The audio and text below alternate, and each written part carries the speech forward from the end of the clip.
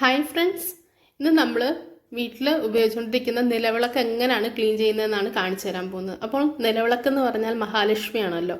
Daily നമ്മളത് നല്ല വൃത്തിയായിട്ട് സൂക്ഷിക്കണം. അപ്പോൾ അതിന് വേണ്ടുന്ന ഒരു മെത്തേഡ് ഞാൻ എൻ്റെ വീട്ടിൽ ചെയ്യുന്ന ഒന്നാണ് ഞാനിവിടെ കാണിച്ചു തരുന്നത്.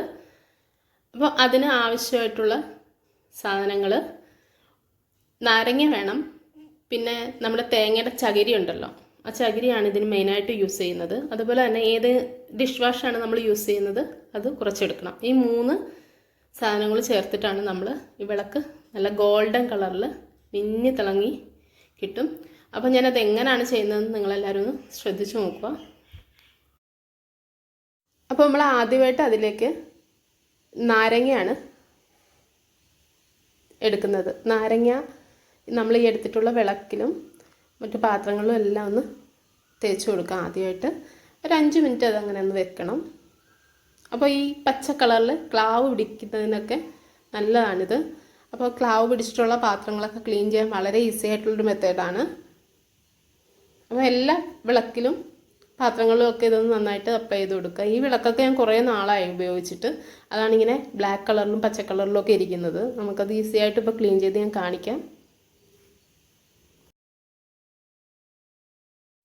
ഈ വിളക്ക് ഞാൻ ഡെയിലി യൂസ് ചെയ്യുന്ന വിളക്കാണ്. അപ്പോൾ 2 നേരം നമ്മൾ ഈ വിളക്കാണ് കത്തിക്കുന്നത്.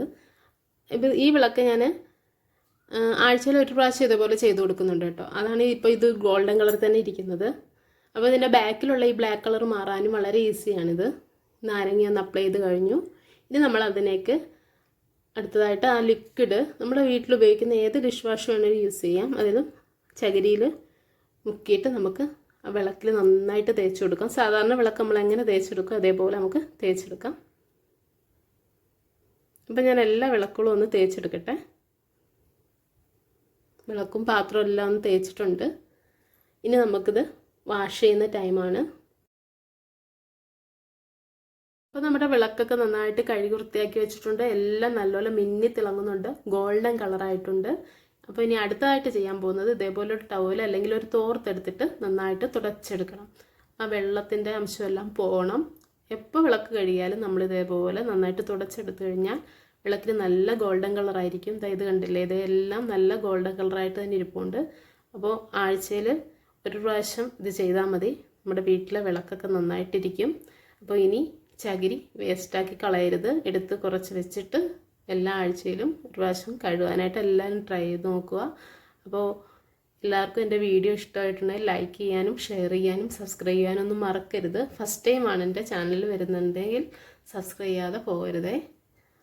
അപ്പോൾ എല്ലാവർക്കും എൻ്റെ താങ്ക്സ്. ബൈ.